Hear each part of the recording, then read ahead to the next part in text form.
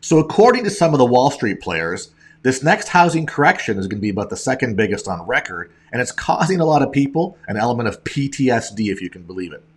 So welcome to Housing Bubble 2.0 News of the Week, or as I like to call it, another episode of As the Housing Market Turns. Randy Patrick here, putting the realism back in real estate. Today is the 8th of November. Hope everyone's doing well. And listen, if you haven't reached out to me to obtain your copy of my new report, which is called From Bubble to Correction, then Crash to Crisis, How the Housing Market Imploded in 6 Months, send me an email right there and I'll fire one off to you right away. All right, guys, moving on here. So this information came out of Fortune magazine. You can go to fortune.com to check it out. They've been doing a really good job lately about producing good information that's, looking at both ends of the housing spectrum. So I do appreciate that. So the article says the U.S. housing market see the second biggest correction of the post-World War II era when to expect the price bottom. So ultimately, in the end, we're looking at here that, everybody, from basically from 1946 to 2008, no one ever saw a housing crash or correction. So it was always assumed that housing would always gain and appreciate in value. So of course that became kind of religion, and they're saying that religion came crashing down after the 2006 crash and the 2008 trough, where we lost about 27% across the board. That's why builders and flippers started cutting prices faster this time around once the market shifted, because they wanted to get out first, which makes a lot of sense. We've got history on our side. We can now look at the trends and react to it. Now, folks are responding, like now in 2022, to that with almost PTSD, which I think is maybe a little bit of an overstatement there. But if that's what people are feeling, then that's what's going on. And they pull back much more quickly, because you're right. We've all heard that term, to catch a falling knife. You don't want to be the one doing that. If you can see what's happening in the marketplace, if you can read the signs and read the trends and be ahead of the game, you can sell your properties, sell your assets, whatever you need to do, and cash out before they get into a much lower value and start to lose, and it's going to hurt you later on down the road when everybody else is losing and more people are flooding the market with their properties. So clearly that makes sense to do that, and we're seeing people do that right now. We're seeing investors do that, and we're seeing home sellers, the average home seller, going, you know what, it's my last chance to maybe make some money on a deal here. I want to get rid of that property. So we're going to see some changes as time goes on. Now, when I mention Wall Street, I talk about Fitch Ratings, Goldman Sachs, and Moody's. Now, Fitch Ratings and Goldman's have sort of conservatively said, well, listen, we'll see some decreases around the 5 to 10% range.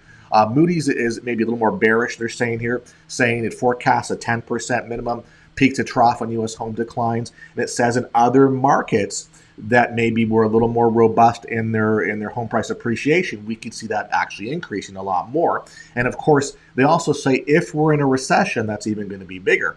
Moody's has actually come out saying before that we're going to see maybe a 25 to 30% decreases in some markets, which is actually quite interesting.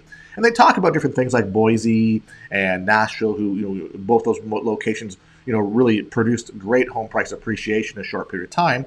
Meanwhile, Chicago, they're saying maybe it might be relatively tame, a relatively tame market during the boom, and expects a home price to decline less than 3.6%. Like maybe Chicago didn't really increase that much, but I can tell you from the Chicago perspective, probably the area with the most pre-foreclosures and shadow inventory kicking off behind the scenes there. So very interesting how that's going to play out there. But the point, though, is that things are happening, all right? And people are getting scared, and I guess they're becoming traumatized by this. So this is a heat map from Moody's. Obviously, this is the degree to which regional home prices were overvalued or undervalued in 2022, according to Moody's Analytics. So if you look at the color coding there, the kind of blue turquoise is below 0%, so undervalued. The light purple is 0 to 25%, so that's the valuation. And anything above that in the black could be 25% to whatever. Taking a look at the country, what do we see? We see a lot of black in areas like the Southeast, the Southwest, the Northeast as well, and obviously the Northwest. See that, the sort of South Carolina, Tennessee, Raleigh, Georgia area, okay, big time there. A lot of the Midwest as well, too. So lots going on here. And of course, filling in with purple, we see very little of the blue turquoise. So very few locations actually lost or gained zero or lost. So again, everything sort of was up in price. And we're talking about 400 regional U.S. housing markets. So that's pretty much the majority of things that are happening across the U.S. All right. Now, why are home prices starting to roll over? Well, it boils down to what we call pressurized affordability. Clearly, mortgage rates increasing caused some chaos. We had a 43% jump in home prices during the pandemic or from the pandemic to now. The payments now with higher mortgage prices, mortgage rates, people can't afford it. Simple as that. Mark Zandi is Moody's chief economist, and he's basically saying that this housing correction will push national housing fundamentals back in line with historic norms. Before prices began to decline, we were about 25% overvalued nationally. Once affordability is restored, the market won't be overvalued after this process is over, is what he's saying here, which is interesting. So anyway, guys, one question for you here, or one comment. If you like the stuff that I provide and you want to hear more of it, please hit the subscribe button, help my channel grow. And if you are a current subscriber, could you please reaffirm your subscription? Because you know why? I always lose subscribers every day. It's the way it goes. All right, guys, thank you. Okay, we go forward here to sort of jump onto that platform. And again, my point is that now we're seeing these reports come out basically every week. So when I look at fortune.com, every week there's a new article coming out, and Moody's keeps revising their position because they keep seeing the housing market falling down faster, harder, worse, etc. So let's not forget why this is actually happening. So back in June 2022, just a few months ago, the Federal Reserve basically came out and said that it needs to reset the housing market. So this article is interesting.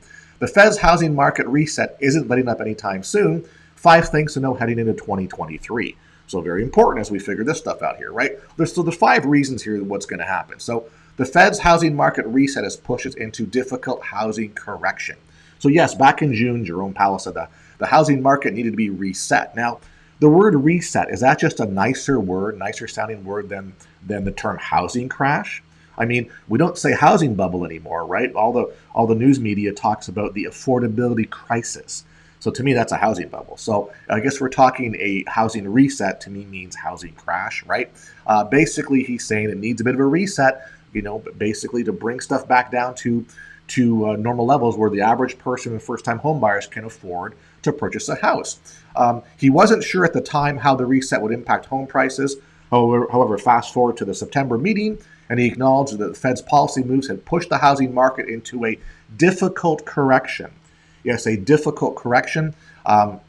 Basically, we're looking at here, obviously, the rates, etc., pushing things, push downward pressure on home prices, so people have to react. Home sellers have to react to what the Fed's doing if they want to sell and keep up with the times, essentially, right? So that's one of the issues. Is the Fed basically said they're going to reset this, and they're actually doing so with their monetary policies.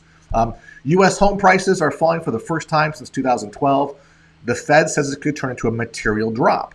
So obviously, in June, he said he wasn't sure if spike mortgage rates would translate to lower home prices. In some parts of the country, you're now seeing home prices declining. Yes, we are fully aware of that. So ultimately, what they started off doing is actually happening. Ultimately, we saw the first decline with Case-Shiller.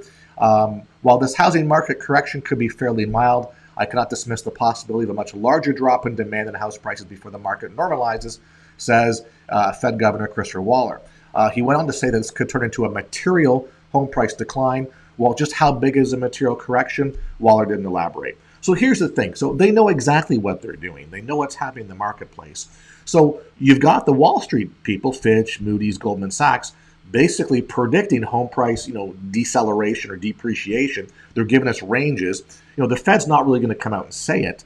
Maybe they're going to agree with some nominal numbers, but they're not going to come out and go, here's a material situation we're facing now. We're going to have massive reductions. No one's going to come out and actually call that. Still, I'm kind of impressed with Moody's for stretching as far as they are. Like, they're coming out saying, hey, 25, 30% in some markets.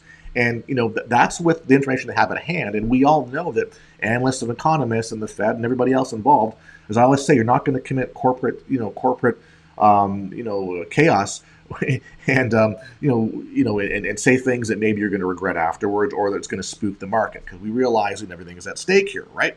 So interesting enough. So we go to number 3 here. Let me go to the next slide here, guys. All right. So the pandemic demand and boom is over. So how do we know that? Purchase applications. We know that purchase applications last month were down to a 25% low. So mortgage applications. And basically, people who needed to move moved, right? I guess you could say the boom was set off by a spike in housing demand. Wealthy urbanites wanted second homes to help them escape the lockdown cities. Remote workers realized they could finally move deeper into the burbs or take off for a more affordable market. Meanwhile, investors realized that a combination of home price appreciation and historically low mortgage rates meant they could make a killing in the housing market, which a lot of them did. So, of course, killing means spread and profit, and of course, what did that do? That just basically caused price points to increase to where we are today. Now, the U.S. mortgage, number 4, the U.S. mortgage-backed securities remains broken. Essentially, anytime the Fed moves into inflation fighting mode, mortgage rates rise. That's we all know that. Ultimately, Fed backed off buying mortgage-backed securities. Investors who assume new borrowers will refinance in the future and thus reduce returns weren't eager to pick up the MBS securities. Okay, so ultimately, what's happening here is that the Fed did come out and say we're going to stop buying as much as we did and we're going to sell some off. So they sort of slowed that down a little bit, so thus making the normal mortgages a little bit more risky for people who are actually originating them. So in the end, you can see that the mortgage rates have gone up big time. The lending rates have gone up a big time as well. The yields, etc. So everything's changing, and that's affecting the housing market ultimately in the end. So number 5 here, and this is where we have to qualify. A material drop in home prices shouldn't set off a 2008-like financial crisis. So nobody, and again, that's why when if you look at this and go, oh, see, they said it's not going to be like 2008. Okay, nobody is going to come out and tell you that has any position of authority or influence or runs a company or is a figurehead, etc., or gets quoted in the news media. No one's going to come out and say, oh yeah, we're going to have a 2008 crash, get ready for it. They just don't do that, as I mentioned. No reason for that. They won't do it. It doesn't make sense for the business to scare people off, right? So he doesn't expect the 2002 correction to trigger a financial collapse. Well, a lot of people do, because there's a lot of things going on besides housing in the marketplace, right, in the economy, that's making a lot of people very nervous and very scared, and it's going to cause some issues. And we've had a couple of years of quantitative easing and stimulus money and low interest rates. Well, now moratoriums on evictions and foreclosures, etc. So now we're back to normal, right? And we have to pay for that time and what happened to that time frame here.